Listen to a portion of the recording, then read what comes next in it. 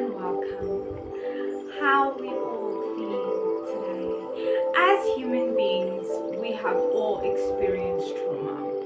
We have all experienced challenges and difficulties, and a lot of the time we want to run away. We want to avoid it. We want to completely dissociate and remove ourselves from the situation or the stimuli or the experience or the circumstance. But the more we resist something, the more we will attract it. What you resist will persist. The more you consciously and actively try to avoid something, the more of it you will find in your life. And this is how it works, because what we focus on, we feel. What we view, we perceive, and what we perceive, we respond to and we internalize in our own ways. But if you are running away from triggers and you are running away from trauma, you're going to find yourself being triggered more easily because you're not actually facing the issue, you're not actually facing the trauma. Removing yourself from something is known as negative reinforcement. When you avoid something or you completely remove yourself from a situation, it is called negative reinforcement. And when you reinforce something negatively in the wrong way, you are at risk of developing stress, anxiety, depression, panic, worry, fear, all of those things. Because if you don't deal with the things that are presented to you, you're going to find it very difficult to work around them or get through them or get past them. And you also create a very negative understanding of the things that you try to avoid. You assign negative meaning onto the things that you are trying to resist. The more you resist something, the more it will be apparent in your life, the more it will become a deep-rooted issue. If you don't face your triggers and you don't say, okay, I feel really triggered right now, I'm struggling with trauma, you are not going to get through that trauma if you keep resisting your triggers. Your triggers are a sign for you to heal, a sign for you to do something to create a better meaning out of that experience. And we learn from our experiences, we grow from our circumstances, and we grow in our understanding of the world and ourselves. But the more you try to ignore something, the more you try to push it to the side, the more difficult it is you're going to find to actually resist it. Because, as I say, what we focus on, we feel.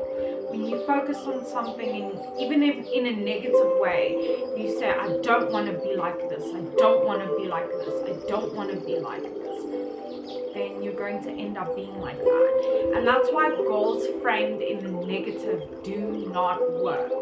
Because the brain only understands reinforcement in a positive way. For sustained results and for consistent results, you want to use positive reinforcement. But the more you try to avoid something, the more it will appear.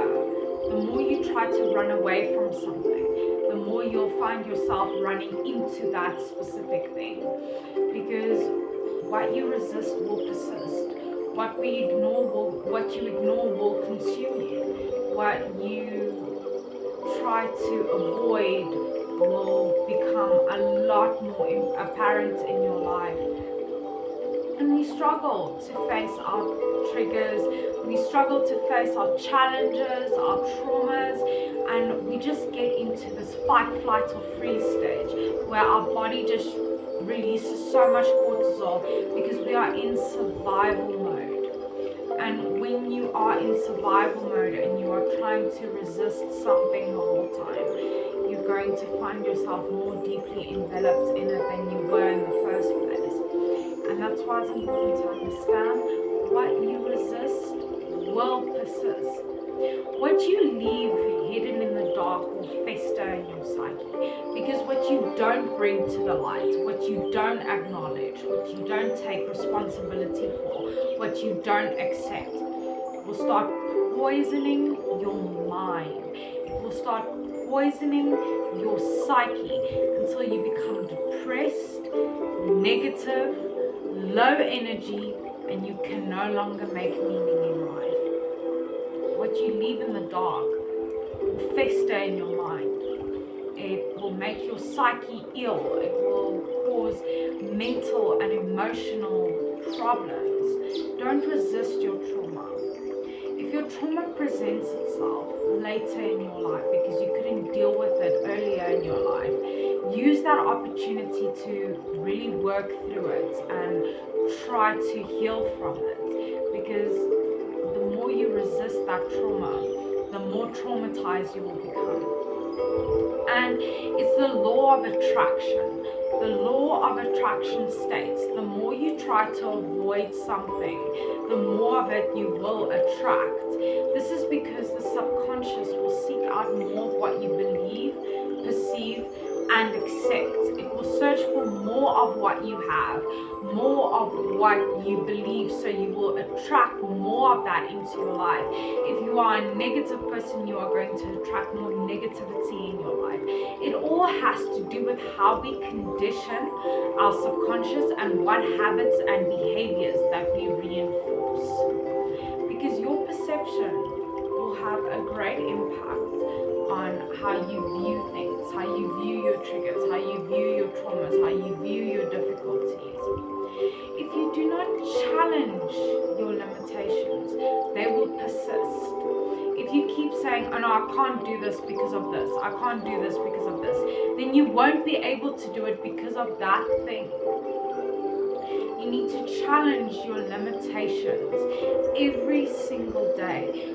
Constantly grow your comfort zone, because as soon as you get stuck there, you become stagnant, and what you've been trying to resist the whole time will start persisting more and more and more, until you are stuck in this dark cycle of things that you've been trying to avoid your whole life, but for some reason just keep appearing.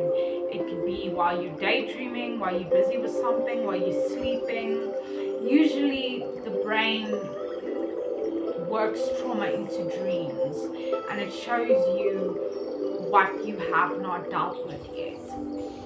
So even if you're not actively resisting something and you're not consciously resisting something, you are subconsciously resisting that, and that will make it a lot more difficult for you to heal from your traumas. Repressing trauma will lead it to persist, because what the subconscious does is it represses things when it feels you are not in the space to deal with them. But when you start doing better and you start doing well, then all of a sudden your trauma comes back, and you start thinking to yourself, but I'm doing so well, why do I feel so bad?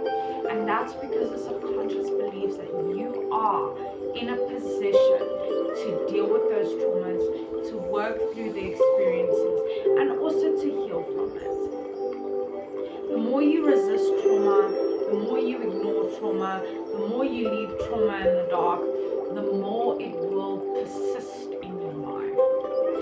When we do not deal with the issues of the past, and you keep suppressing and repressing those emotions and experiences, your past will persist in your present, because we cannot expect more in the future than we've had in the past if we don't change the way that we respond to our past experiences and the way we respond to life itself. Your emotions also have a lot to do with how you deal with the things that you are trying to resist and work through, because the past will persist in your present if you're not careful, and what you resist will persist, because what we focus on, we feel. So remember, you are unique and valuable. Take care of that strong wherever you're from.